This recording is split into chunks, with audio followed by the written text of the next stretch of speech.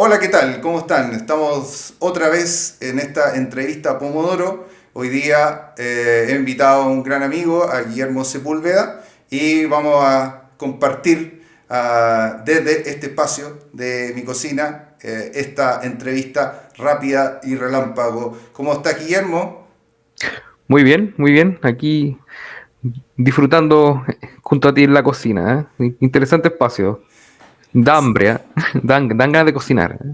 Así es, y bueno, algo sabes de qué va esto, un poco que vamos preparando una salsa pomodoro, la típica salsa de tomate que va a acompañar las pastas que estamos preparando. No sé si ya sientes el aroma que empieza a salir de allá del rinconcito de la cocina. Sí, ¿Sí? está bastante bueno, ¿eh? Sí, sí. Y tú sabes que las buenas cocciones o la buena cocina se hace con amor y se hace lentamente, ¿no? No hay que apresurarla y hay que dejarla que las cosas se cocinen a fuego lento. Entonces, Como las recetas de la abuelita, ¿no? Que ella que se levanta temprano y desde temprano empieza a coccionar. exactamente, tal cual, igual. Entonces hay que volver un poco a la pausa, a la calma, a la reflexión, tener paciencia, porque cuando las cosas se hacen así, creo que sale mucho mejor. Eh, Tenemos un rito en la entrevista Pomodoro que es abrir una botella de vino, una cerveza. En otras ocasiones me ha tocado compartir un mate con algún amigo. Así que yo te pregunté antes de comenzar esta entrevista qué es lo que te interesaba beber. Tú me dijiste que te gustaba el vino. Así que yo me tomé la libertad, ya destapé esta botellita de Mm. vino y voy a servir un par de copitas, ¿no? Para que empecemos a disfrutar.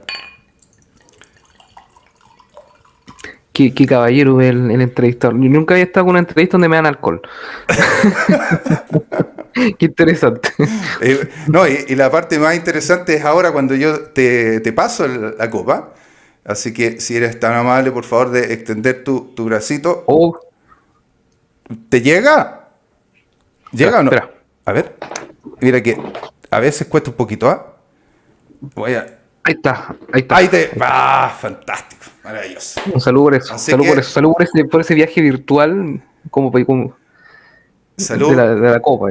Vamos a ver qué tal estamos, ¿no? Dicen que los ebrios dicen la verdad, así que vamos a ver cómo nos va. Este es el suero, la verdad. Así que Solo la verdad. el suero, la verdad. Así que vamos a ver. Vamos a arrancar esta entrevista rápida, que tenemos más o menos de aquí unos 15 minutitos más. Y ya con eso ya va a estar al dente y a punto la salsa pomodoro. Y ya después de eso apagamos todo, nos ponemos a comer y a terminar la botella, por supuesto. Así Obviamente. que, así que bueno, vamos con la primera pregunta. Vamos a hablar un poco de sueños. ¿Eh? En algunas ocasiones anteriores hacía algunas, intentaba con el entrevistado hacer alguna analogía, si los sueños eran materiales para construir algunas ficciones o algunos trabajos, algunas visiones en el campo real, pero en tu caso, tú la otra vez me decías que no tenías una buena capacidad de recordar con exactitud los sueños. Le suele pasar a muchísimas personas que a veces no recuerdan absolutamente nada. Hablemos de los sueños terrenales entonces, Mm. Guillermo. Y cuéntame un poco cuáles serían tus sueños al corto y al largo plazo. ¿Qué son las cosas que te están inquietando en este momento y qué te gustaría alcanzar en un futuro? Mira, al corto plazo, tener una vida mundana, tranquila, en paz, sin complicaciones, que, que la buena vida se pueda vivir cada día. Una visión un poco filosófica muy parecida a lo que piensan los hobbits. ¿Eh? Yo en ese sentido tengo un espíritu hobbit.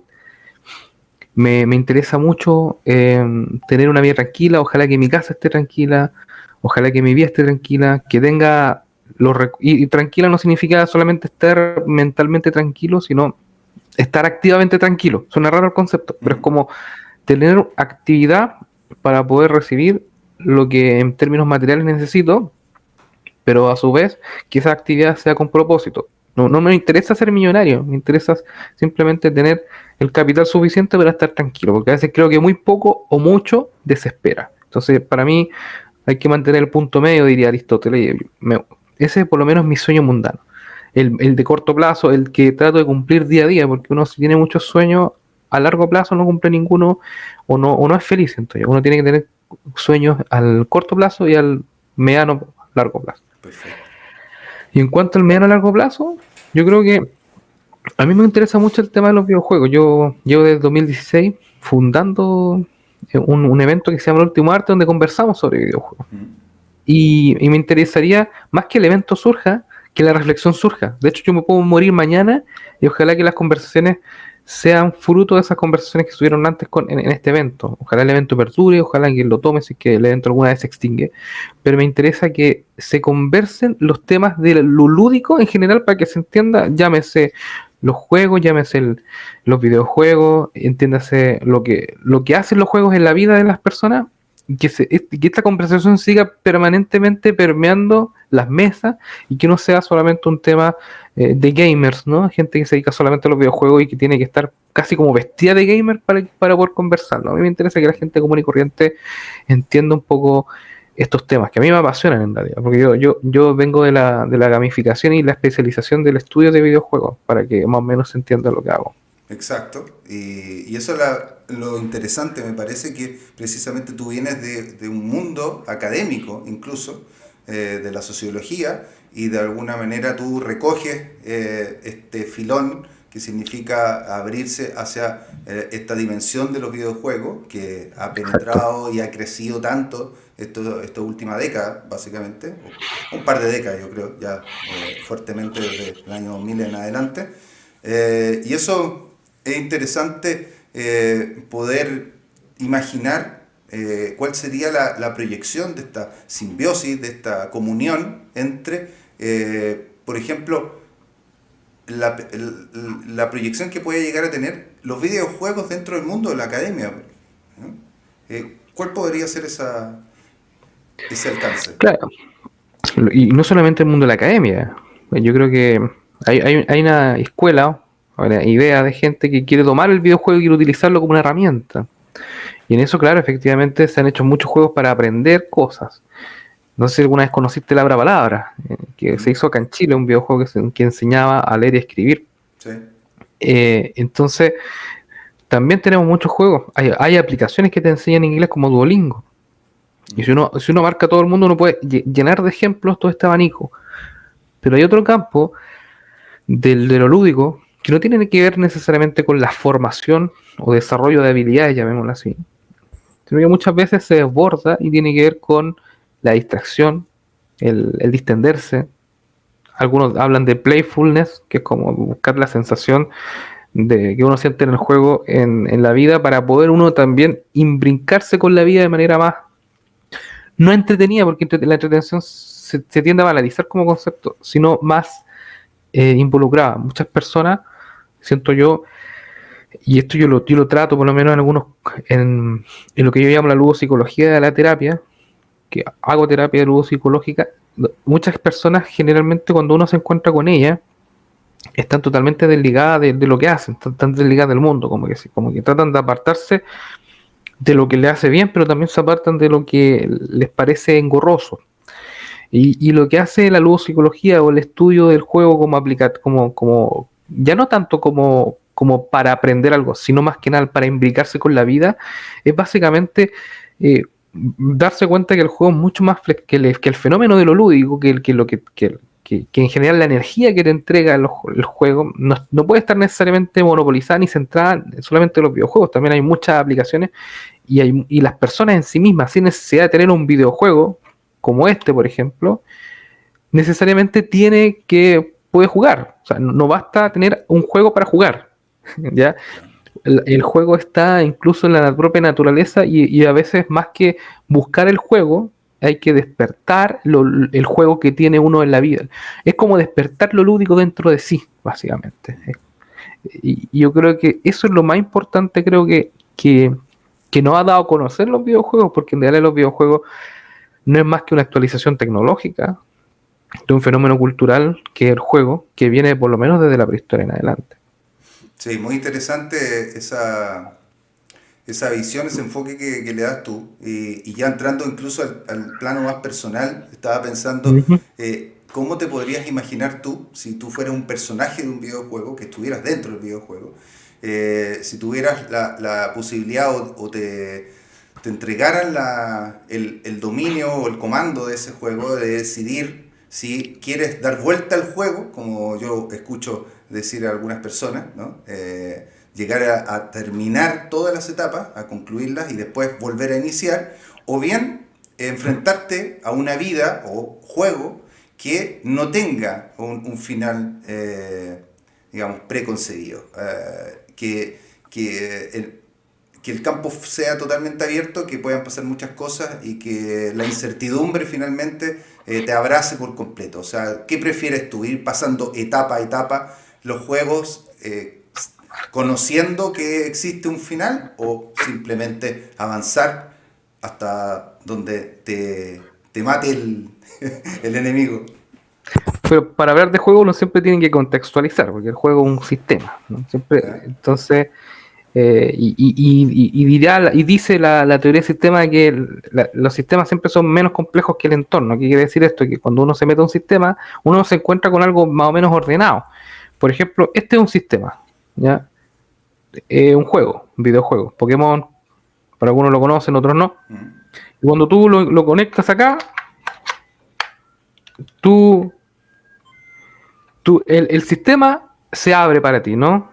Entonces tú empiezas y hay todo y hay unos botones que te dicen press start y, y empieza el juego, ¿no? Eh, a mí me gusta este juego, me Y gusta que este juego, que ese es es el Pokémon. contexto.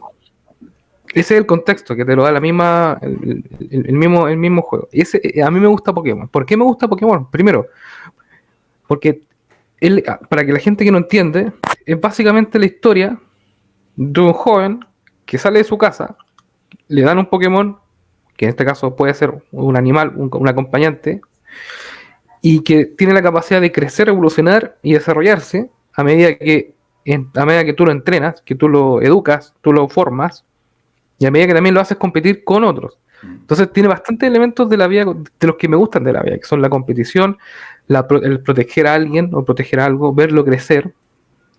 eh, y además de eso, tener cada vez desafíos más grandes con eso. Y encontrarte también con más criaturas o Pokémones que te pueden servir para poder contribuir y para formar tu equipo a tu pinta.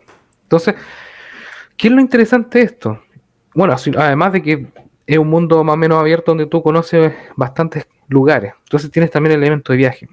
¿Qué es lo interesante de esto? Es que tú controlas algo. A mí me gustan los juegos donde tú compites, tienes control sobre algo, que además ese algo se desarrolla. Me encanta eso. Eso hay un autor que se llama Yukai Cho, que es un psicólogo famosísimo en Estados Unidos que habla de gamification y habla de que este driver motivacional, le llama así, se llama de propiedad. Cuando tú te sientes propietario de algo y en ese sentirte propietario, tú lo crías, lo educas, lo formas. Es una sensación muy parecida a la que siente la abuelita cuando rega una plantita ¿Mm? o cuando uno es papá y tiene un niño muy pequeño. Entonces, hay varias cosas y además tener la oportunidad de salir con él a compartir experiencia y viajar. Entonces, esa sensación me gusta mucho, me gusta mucho, me Tú gusta ahí mucho. toca un punto interesante de lo que es la construcción de la narrativa del juego, ¿ah? Fundamental.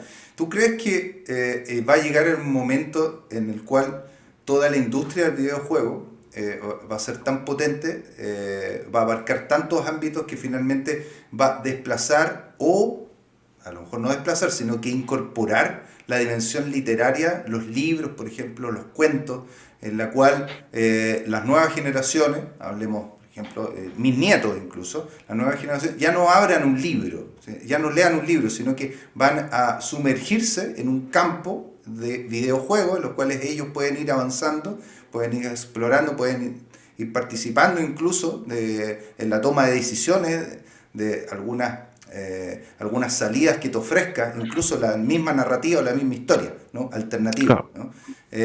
¿Tú crees que va a llegar un momento que todo esta cosmovisión de los videojuegos, va a reemplazar finalmente a la antigua, a lo que conocemos por la literatura clásica. Ya está pasando algo parecido. A ver, Está, cuéntame. está pasando algo parecido. Y no necesariamente con los videojuegos. Porque esto es de los años 90, porque esto es un juego antiguo. ¿No? Está pasando con los aplicativos. ¿No? Obviamente un niño se siente mucho más atraído por un sistema de notificaciones que tiene el teléfono versus leerse un libro. Porque leerse un libro es prácticamente casi un desafío para el niño, ahora me refiero, es un desafío gigante. Porque no tiene todos los incentivos que de alguna forma tiene el videojuego en sí. Y que tuvo desde el principio. ¿Ya? Entonces hay una esencia, hay una forma de concebir el mundo que tiene que ver con lo entretenido. Y Jun-Chul Han habla un poco de eso también, el paradigma del entretenimiento, que va de a poco sustituyendo el paradigma de la pasión occidental, le llama él. ¿A qué se refiere con la pasión occidental? Se refiere que antiguamente lo que conservaba la atención de las personas en general era esa sensación de estar como en lucha con el mundo, ¿no? Como en necesidad de enfrentarse para poder superarse continuamente. Una mirada un poco, eh, ¿cómo podríamos llamarle? Fáustica, diría Goethe, ¿no? Como del hombre europeo occidental aventurero que coloniza y viaja y conoce y se desafía a sí mismo y continuamente, por ejemplo, en la modernidad se desarrolla también a sí mismo, busca cada vez más crear cosas cada vez más fantásticas. Julio Verne, por ejemplo, pronosticando un montón de cosas. Actualmente lo que podríamos llamar el nuevo, el Da Vinci, ¿no? Elon Musk podríamos decir que es nuestro Da Vinci del siglo XXI, pero cada vez pensando en eso.